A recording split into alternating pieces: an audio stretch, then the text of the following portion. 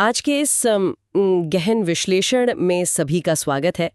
आज हम जिस विषय पर चर्चा करने वाले हैं वो मेरा विश्वास है कि सफलता को देखने का हमारा पूरा नजरिया ही बदल कर रख देगा। बिल्कुल, ये एक ऐसा विषय है जो हम सबके जीवन से जुड़ा है, पर हम अक्सर इस पर ध्यान नहीं देते। हाँ, और आज का हमारा ये डीप डाइव डैनियल गोलमैन की बेहद प्रभावशाली किताब इमोशनल इंटेलिजेंस के मुख्य अंशों पर आधारित है। हमारे पास जो स्रोत सामग्री है, the mastery of emotional intelligence, वो इस पूरे विषय को बहुत ही वैज्ञानिक और व्यावहारिक नजरिए से हमारे सामने रखती है। सही कहा। और ये स्रोत सामग्री उन धारणाओं को तोड़ती है जिन्हें हम सालों से सच मानते आ रहे हैं। बिल्कुल, क्योंकि देखिए, हम हमेशा से ये मानते आए हैं कि जीवन में सफलता का बस एक ही मापदंड है और वो है हमारी शैक्षणिक बुद्धिमत्ता, यानी हमारा IQ। बचपन से ही हमारे दिमाग में ये बात बैठा दी जाती है कि जिसके स्कूल में नंबर अच्छे हैं, जिसका गणित या विज्ञान तेज है, बस वही जीवन में कुछ कर पाएगा, है ना? हाँ, समाज का पूरा ढांचा ही इसी पर टिका है।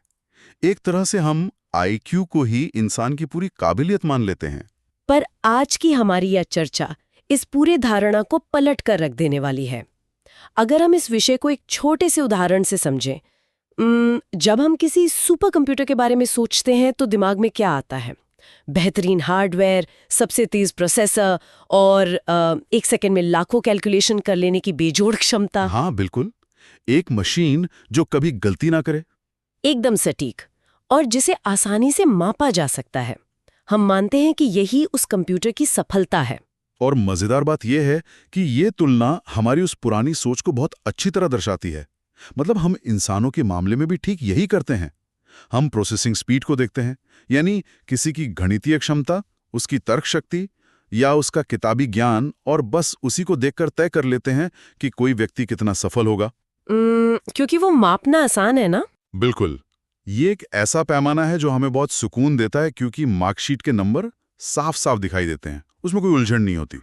लेकिन जरा सोचिए, मैं ये सोच रही थी कि अगर उस सुपर कंप्यूटर का हार्डवेयर दुनिया में सबसे बेहतरीन हो, पर उसका ऑपरेटिंग सिस्टम या सॉफ्टवेयर ही गड़बड़ हो जाए तो? मतलब वो सॉफ्टवेयर जो ये तय करता है कि उस असीमित पावर का इस्तेमाल कब, कहाँ और कैसे करना है, तो वो पूरी मशीन ही बेकार हो जाएगी। वही तो। क्या तब भी वो करोड़ों का कंप्यूटर किसी काम का रह जाएगा? सच कहूं तो वो सिर्फ एक बहुत तेज गति से गलतियां करने वाली मशीन बनकर रह जाएगा। उसका सारा पावर व्यर्थ हो जाएगा, बल्कि वो पूरे सिस्टम को क्रैश भी कर सकता है। और यहीं पर हमारी स्रोत सामग्री हमारे सामने एक बहुत बड़ा सच रखती है। इंसानी जीवन में वो ऑपरेटिंग सिस्टम हमारा EQ यानी इमोशनल इंटेलिजेंस, या कहें तो भावनात्मक बुद्धिमत्ता है। मतलब हमारा सॉफ्टवेयर? बिल्कुल।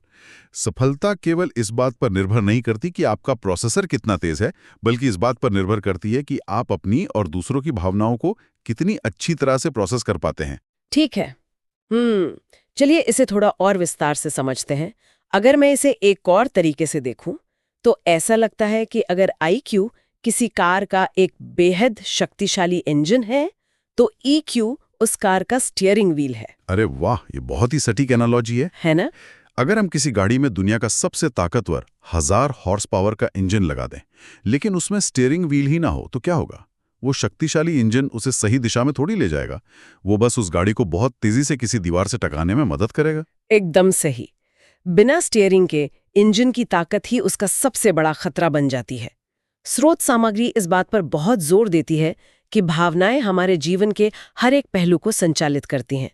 देखिए, हम इंसान अक्सर एक मुगालते में रहते हैं कि हम बहुत ही तार्किक या कहें तो रैशनल प्राणी हैं। हाँ, हमें लगता है कि हम हर फैसला बहुत सोच समझ कर लेते हैं। बिल्कुल, हमें लगता है कि हम तथ्य देखते हैं, नफा नुकसान तौलते हैं और फिर फैसला लेते हैं। लेकिन न्यूरोलॉजिकल स्तर पर ऐसा होता नहीं है। हमारे दिमाग का वो हिस्सा जो भावनाओं को प्रोसेस करता है, वो हमारे तार्किक हिस्से से कहीं अधिक तेजी से काम करता है। अच्छा, यानी जब हम सोच रहे होते हैं कि हम कोई बहुत ही तार्किक और बड़ा फैसला ले रहे हैं, तब भी असल में पर्दे के पीछे से हमारी भावनाएं ही उस फैसले की डोर खींच रही होती हैं। हर बार, बिना किसी अपवाद के। अगर कोई व्यक्ति कह रहा है कि वो पूरी तरह से लॉजिकल है और भावनाओं का उस पर कोई असर नहीं होता, तो असल में वो अपनी ही भावनाओं से पूरी तरह अनजान है। ये तो बहुत ही चौंकाने वाली बात है। और बात सिर्फ फैसलों तक सीमित नहीं है। भावनाएं केवल हमारे निर्णयों को ही नहीं बल्कि हमारे शारीरिक स्वास्थ्य को भी बहुत गहराई से प्रभावित करती हैं। जब कोई व्यक्ति लगातार अपनी भावनाओं को नजरअंदाज करता है तो उसका शरीर उस तनाव को जमा करने लगता है। मतलब वो स्ट्रेस शरीर में इकट्ठा होने लगता है। हाँ, कॉर्टिसोल जैसे स्ट्रेस हार्मोन का स्तर बहुत बढ़ जाता है, जो सीधे तौर पर हृदय रोग, थकान और बर्नआउट का कारण बनता है। ये सिर्फ दिमाग का खेल नहीं है, शरीर भी इसका पूरा पूरा हिसाब रखता है। मुझे लगता है ये जानकारी आज के दौर में और भी ज्यादा प्रासंगिक हो जाती है, जहां ज्यादातर लोग काम के अंतहीन बोझ और तनाव से जूझ रहे हैं। अगर कोई लगातार दबाव में है और अपनी भावनाओं के इस चेक इंजन लाइट को इग्नोर कर रहा है, तो अंततः उसका सिस्टम फेल होना तय है। 100% तय है। और यही कारण है कि उस स्टीयरिंग व्हील को समझना और उसे साधना सबसे ज्यादा जरूरी है। तो इसे साधा कैसे जाए, क्योंकि भावनाएं तो बहुत जटिल होती हैं। इसीलिए स्रोत सामग्री में इस भावनात्मक बुद्धिमत्ता को किसी हवाई कॉन्सेप्ट के बजाय 5 बहुत ही ठोस और वैज्ञानिक स्तंभों में बांटा गया है। The 5 pillars of emotional intelligence. इन स्तंभों को समझे बिना हम असल में खुद के ही दिमाग के गुलाम बने रहते हैं। ठीक है, तो फिर उस पहले स्तंभ से शुरुआत करते हैं, जिसे आत्म जागरूकता यानी सेल्फ अवेयरनेस कहा गया है। अब ये सुनने में तो ऐसा लगता है जैसे किसी आध्यात्मिक गुरु का प्रवचन हो, है ना? हाँ, अक्सर लोग इसे उसी नजर से देखते हैं। तो क्या इसका मतलब सिर्फ ये जानना है कि हाँ, मैं अभी गुस्से में हूं या मैं दुखी हूं? क्योंकि अगर ये इतना ही आसान है तो इसमें महारत हासिल करने जैसी क्या बात है? यहीं पर लोग गलती कर बैठते हैं। यहाँ गहराई समझना जरूरी है। ये सिर्फ ये जानना नहीं है कि गुस्सा आ रहा है, बल्कि ये समझना है कि वो गुस्सा आ क्यों रहा है और वह शरीर में कैसे प्रकट हो रहा है। शरीर में प्रकट हो रहा है मतलब फिजिकल तौर पर? बिल्कुल। बहुत से लोग अपनी भावनाओं से पूरी तरह कटे हुए होते हैं। वे किसी मीटिंग में बैठे होते हैं, उनकी सांसें तेज हो रही होती हैं, जबड़े भिंचे हुए होते हैं, लेकिन अगर उनसे पूछें तो वे कहेंगे मैं बिल्कुल ठीक हूं। उन्हें पता ही नहीं होता कि उनका शरीर पैनिक कर रहा है। ये तो मैंने भी कई बार देखा है। आत्म जागरूकता वह माइक्रोसेकंड की क्षमता है जहां आप अपनी शारीरिक और मानसिक प्रतिक्रियाओं को पहचान लेते हैं। तो क्या मैं ये कह सकती हूँ कि ये एक तरह से खुद को बाहर से देखने की क्षमता है? जैसे ये महसूस करना कि जब मेरे सहकर्मी ने मेरे प्रोजेक्ट पर सवाल उठाया तो मुझे गुस्सा इसलिए नहीं आया कि उसका सवाल गलत था, बल्कि इसलिए आया क्योंकि मुझे लगा कि मेरी काबिलियत पर शक किया जा रहा है। एकदम सटीक उदाहरण। और यहीं पर असली खेल शुरू होता है। जब तक किसी को अपनी भावना की असली जड़ नहीं पता होगी, वो उस पर काम कैसे करेगा? आत्म जागरूकता हमें अपनी भावनाओं का गुलाम होने से रोककर उन्हें देखने वाला एक दर्शक, एक ऑब्जर्वर बना देती है। लेकिन केवल ये जान लेना कि इंजन बहुत ज्यादा गर्म हो रहा है काफी तो नहीं है ना? आपको उस गर्मी को संभालना भी आना चाहिए। सही कहा। और शायद इसी जगह पर हमारा दूसरा स्तंभ आता है, जो है आत्मनियंत्रण या सेल्फ रेगुलेशन। लेकिन यहाँ मुझे एक बहुत बड़ी समस्या नजर आती है। कैसी समस्या? देखिए, बचपन से हमें सिखाया जाता है कि गुस्सा मत करो, रोना कमजोरी है, अपने चेहरे पर सिकन मत आने दो। तो क्या आत्मनियंत्रण का मतलब सिर्फ एक पत्थर बन जाना या अपनी भावनाओं का गला घोटना है? नहीं नहीं नहीं, ये एक बहुत ही खतरनाक गलतफहमी है जो हमारे समाज में गहराई तक बैठी हुई है। स्रोत उसका बहुत ही तार्किक आधार पर खंडन करता है। भावनाओं को दबाना यानी सप्रेशन और उन्हें नियंत्रित करना यानी रेगुलेशन, ये दोनों बिल्कुल अलग चीजें हैं। अच्छा, तो दोनों में क्या फर्क है? जब भावनाओं को दबाया जाता है तो वे कहीं गायब नहीं होती।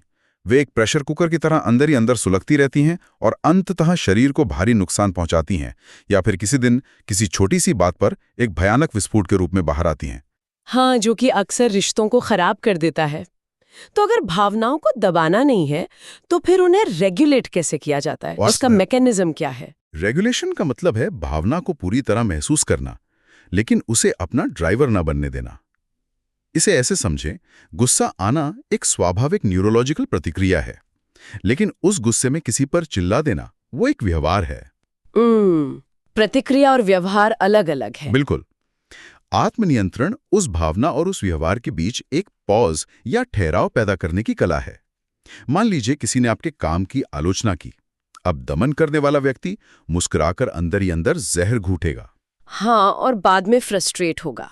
लेकिन आत्मनियंत्रण वाला व्यक्ति उस चुभन को महसूस करेगा, एक गहरी सांस लेगा जिससे उसका पैरासिम्पैथेटिक नर्वस सिस्टम सक्रिय होकर दिमाग को शांत करेगा, और फिर वो एक संतुलित तरीके से पूछेगा कि क्या आप बता सकते हैं कि मैं इसमें क्या सुधार कर सकता हूं? ये रिएक्ट करने और रिस्पॉन्ड करने के बीच का बहुत बड़ा अंतर है। रिएक्ट और रिस्पॉन्ड, ये बहुत ही शानदार बात कही आपने। ये ठहराव ही वो स्टीयरिंग व्हील है जो हमें दीवार से टकराने से बचाता है। बहुत दिलचस्प। हाँ, ये एक बहुत जरूरी स्किल है। लेकिन अब अगर हम उस खतरे से बच भी गए तो हमें आगे बढ़ने के लिए ईंधन की भी तो जरूरत होगी। तीसरा स्तंभ शायद इसी से जुड़ा है, प्रेरणा या मोटिवेशन। बिल्कुल, मोटिवेशन। अक्सर जब हम प्रेरणा या मोटिवेशन की बात करते हैं तो दिमाग में तुरंत पैसा, बोनस या प्रमोशन जैसी बाहरी चीजें आती हैं। लेकिन मुझे लगता है कि ईक्यू के संदर्भ में इसका मतलब कुछ और ही होना चाहिए, है ना? एकदम सही पकड़ा आपने।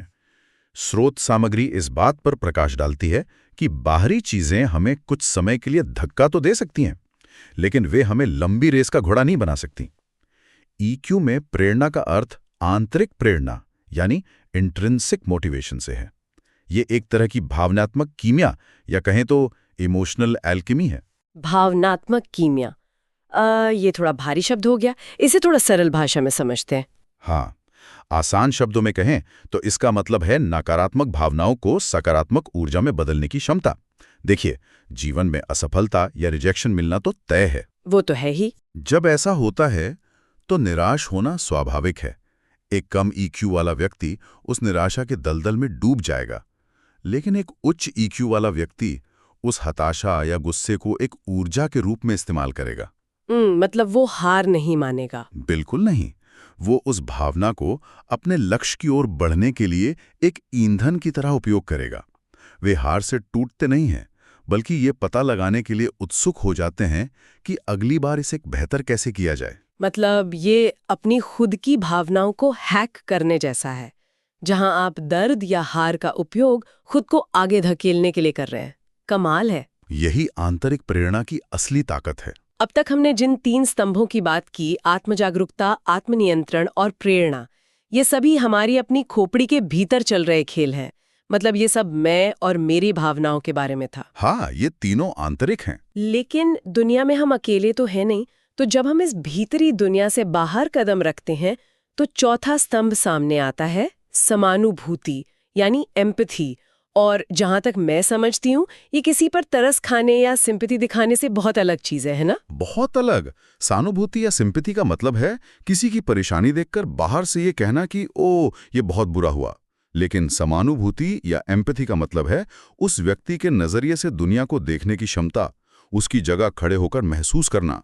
स्रोत इसे मानवीय रिश्तों को गहरा करने का सबसे महत्वपूर्ण टूल मानता है। लेकिन ये काम कैसे करता है? क्या ये दिमाग पढ़ने जैसी कोई जादुई चीज है? कोई जादू नहीं है। ये अदृश्य सामाजिक संकेतों, इनविजिबल सोशल डायनामिक्स को पढ़ने की कला है। लोग जो शब्द बोलते हैं वे उनके असली मतलब का केवल एक छोटा सा हिस्सा होते हैं। हाँ, अक्सर लोग जो कहते हैं वो असल में महसूस नहीं कर रहे होते। बिल्कुल। एक एम्पैथेटिक इंसान माइक्रो एक्सप्रेशंस, लहजे में आए हल्के से बदलाव या किसी के शारीरिक हाव भाव को बहुत तेजी से भांप लेता है। अगर किसी मीटिंग में कोई बहुत बोलने वाला सदस्य अचानक चुप हो जाए तो एक कम ईक्यू वाला व्यक्ति उसे नोटिस ही नहीं करेगा। वो तो बस अपने ही एजेंडे में लगा रहेगा। हाँ, लेकिन एक समानुभूति रखने वाला व्यक्ति उस चुप्पी को पढ़ लेगा और तुरंत समझ जाएगा कि कुछ गड़बड़ है। ये तो किसी रडार की तरह काम करने जैसा हो गया, जो उन चीजों को पकड़ लेता है जो सतह पर दिखाई नहीं देती। और जब आपके पास ये रडार होता है, तब शायद आप 5वें और अंतिम स्तंभ का सही इस्तेमाल कर पाते हैं, जो है सामाजिक कौशल या सोशल स्किल्स। एकदम सही। अगर पिछले 4 स्तंभ मजबूत है तो ये 5वां स्तंभ तो अपने आप ही बन जाना चाहिए, है ना? एक तरह से हाँ। सामाजिक कौशल असल में पहले के 4 स्तंभों का परिणाम या उनका व्यावहारिक उपयोग ही है। अगर आप खुद को समझते हैं, अपनी भावनाओं को नियंत्रित कर सकते हैं, आंतरिक रूप से प्रेरित हैं और सामने वाले के अनकहे शब्दों को सुन सकते हैं, तो आप स्वाभाविक रूप से एक बहुत ही प्रभावी इंसान बन जाते हैं।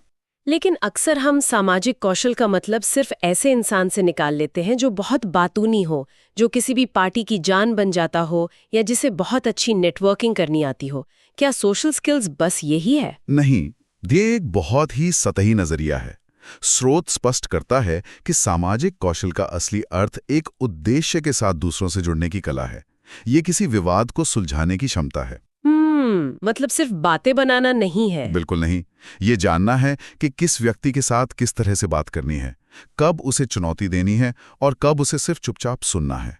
ये एक ऑर्केस्ट्रा के कंडक्टर की तरह होने जैसा है, जो ये सुनिश्चित करता है कि हर वाद्य यंत्र सही समय पर अपनी सही धुन बजाए। वाओ, ऑर्केस्ट्रा वाली एनालॉजी बहुत सुंदर है। तो अब जब हमने इस पूरे ढांचे को समझ लिया है, तो सवाल ये उठता है कि असल जिंदगी में इसका क्या असर होता है, खास तौर पर ऑफिस या काम के माहौल में।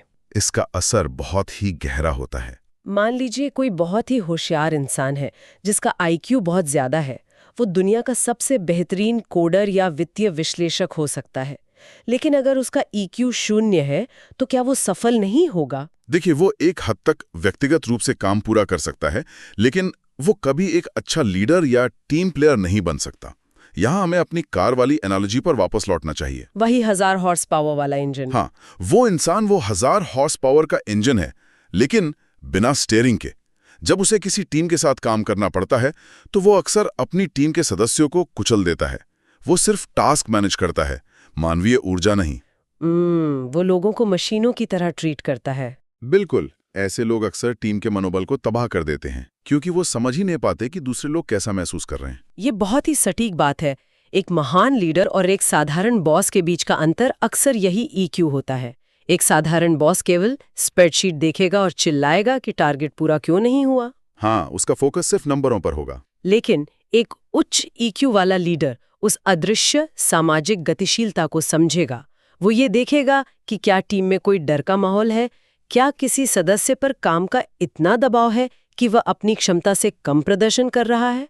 वो एक मनोवैज्ञानिक सुरक्षा यानी साइकोलॉजिकल सेफ्टी का माहौल बनाता है, जहां लोग गलतियां करने और उनसे सीखने से डरते नहीं हैं। और यही वजह है कि उच्च ईक्यू वाले लीडर्स के साथ लोग हमेशा काम करना चाहते हैं। वे न सिर्फ अपने पेशेवर जीवन में ऊंचाइयों को छूते हैं, बल्कि उनके व्यक्तिगत रिश्ते भी बेहद मजबूत और भरोसेमंद होते हैं। ये सब सुनने के बाद किसी के भी मन में एक डर या संदेह पैदा हो सकता है। कैसा डर? कोई सोच सकता है कि ठीक है, ये सब बहुत शानदार है, लेकिन मैं तो स्वभाव से ही बहुत जल्दी गुस्सा हो जाती हूँ, या मुझे लोगों की भावनाएं समझ में नहीं आती। अगर मेरा ईक्यू कम है तो क्या मेरी कहानी यहीं खत्म होगी? क्या ये हमारी लंबाई या आंखों के रंग जैसा कोई स्थायी गुण है जिसे बदला नहीं जा सकता? यहीं पर स्रोत सामग्री हमारे लिए सबसे बड़ी उम्मीद जगाती है। न्यूरोसाइंस और डैनियल गोलमैन का शोध ये साबित करता है कि आईक्यू काफी हद तक जन्मजात होता है और उम्र के साथ ज्यादा नहीं बदलता। हाँ, वो तो लगभग फिक्स रहता है। लेकिन ईक्यू यानी भावनात्मक बुद्धिमत्ता पूरी तरह से प्लास्टिक है। ये पत्थर की लकीर नहीं है। न्यूरोप्लास्टिसिटी के कारण हमारे दिमाग के नए रास्ते उम्र के किसी भी पड़ाव पर बन सकते हैं। ईक्यू को बाकायदा प्रशिक्षित किया जा सकता है और समय के साथ बेहतर बनाया जा सकता है। तो इसका मतलब ये हुआ कि ईक्यू कोई जन्मजात प्रतिभा नहीं है, बल्कि ये एक मांसपेशी की तरह है। जैसे आप जिम जाकर डंबल उठाते हैं और आपकी बाइसेप्स मजबूत होती है, वैसे ही हम अपने ईक्यू को भी कसरत के जरिए बढ़ा सकते हैं। ये तुलना बिल्कुल सही है, लेकिन जैसे सिर्फ जिम की मेंबरशिप ले लेने या कसरत के वीडियो देख लेने से मांसपेशियां नहीं बनती, वैसे ही सिर्फ ईक्यू के बारे में बात करने से ये नहीं बढ़ेगा। हाँ, उसके लिए पसीना बहाना पड़ेगा। बिल्कुल। स्रोत इसके लिए एक बहुत महत्वपूर्ण शर्त रखता है: सचेत अभ्यास यानी कॉन्शियस प्रैक्टिस और अनुशासन। इसका मतलब है कि हमें असल जिंदगी की तनावपूर्ण स्थितियों को अपने जिम की तरह इस्तेमाल करना होगा। बिल्कुल। मान लीजिए आप ट्रैफिक जाम में फंसे हैं और आपको बहुत तेज गुस्सा आ रहा है। ये आपका ट्रेनिंग सेशन है। अरे वाह, ट्रैफिक जाम को ट्रेनिंग सेशन मानना। हाँ, उस पल में सचेत रूप से अपने गुस्से को पहचानना, ये हो गई आपकी आत्म जागरूकता। फिर उस पर अंधाधुंध प्रतिक्रिया देने के बजाय गहरी सांस लेकर खुद को शांत करना, ये हो गया आत्मनियंत्रण। समझ गए। इसी तरह जब आप किसी सहकर्मी या जीवनसाथी से बात कर रहे हों